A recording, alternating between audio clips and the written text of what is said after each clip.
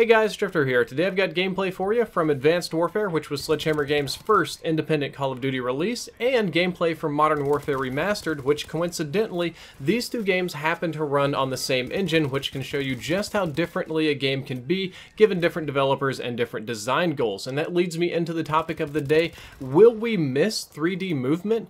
By now, we all know that Call of Duty World War II will not have any kind of advanced movement, no crazy wall running, no secret Nazi jetpacks, none of that stuff. They've been hammering that marketing point home every single day, but the question is, will we be able to go back to the good old days of Call of Duty, the golden era of non-3D movement?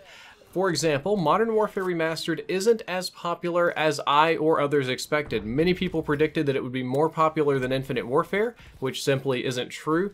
And we also predicted that people that only played newer Call of Duty games would go back and experience this for the first time fresh and new and fall in love with it, which also, for the most part, isn't true. Now, some of that has to do with the game being very old school, very brutal and punishing, and all about positioning. Some of it had to do with balance issues of how quickly you die, how some of the perks and stuff work, and some of the kind of crazy things in the game that the developers didn't know about it because Call of Duty, at least multiplayer, was almost brand new at the time.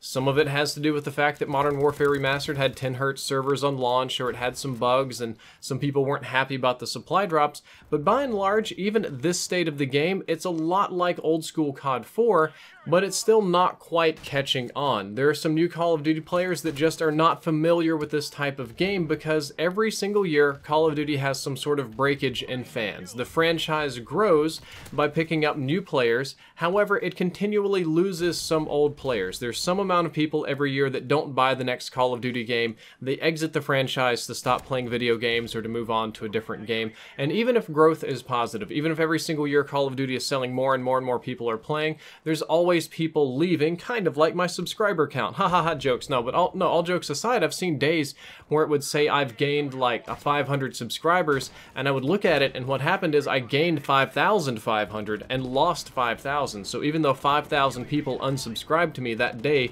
I'm still net positive 500, and Call of Duty works in a similar way, but with much bigger numbers. So there are increasing amounts of players who started with newer and newer games. As every year goes on, there's less and less people that played CoD 4, that played MW2, that play these kind of games that the community loudly demands that we go back to. And there's going to be more and more players that started out with Advanced Warfare, that started out with Black Ops 3, or even Infinite Warfare for that matter.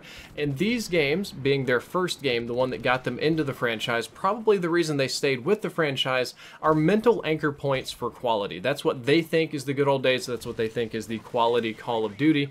And many of us that have been playing for a long time, even since CoD 4, like me, or CoD 2 actually, have gotten used to the boosting around. My gameplay in Call of Duty games has gotten significantly better ever since I was able to essentially fly. Don't know why, just kind of like 3D movement better. It works for my brain better, it's more fun for me. I know that's an unpopular opinion, but that is just kind of how it is for me. So collectively, we have less people that are familiar with boots on the ground, and we have more people that have kind of adapted to the 3D movement. So the question then is, can we go back? Can we kind of go backwards in time? Can we be a little regressive on this and kind of rewind the clock and everything will feel fine? Or will we collectively feel like something is missing? Will we play an old school World War II game with no jetpacks, no flying, no teleporting or abilities, and something just won't quite seem right? What if Call of Duty World War II ends up feeling slow, boring, old school, or the worst of all, uninnovative? I think I said that funny. Uninnovative. Sometimes I try to smush my words together too fast. That's possible. You could go back and play it, and the game would just be too old school. The guns are too old. The gameplay's too old. It doesn't make sense. It doesn't compete well with other games. That's entirely possible, and that's something that kind of concerns me as a COD player. However, I don't think this is going to happen. If you look at other popular shooters and popular games at the moment, and especially games that people have left Call of Duty, the breakage there to go and play, Counter-Strike Go, very popular, Rainbow Six Siege, Battlegrounds, H1Z1. A lot of these games have not reinvented the wheel. The base gameplay is still 2D boots on the ground, you shoot people, you aim down sights, you got hip fire. The game modes around these are a little bit different, except for CSGO basically being the oldest school game mode possible.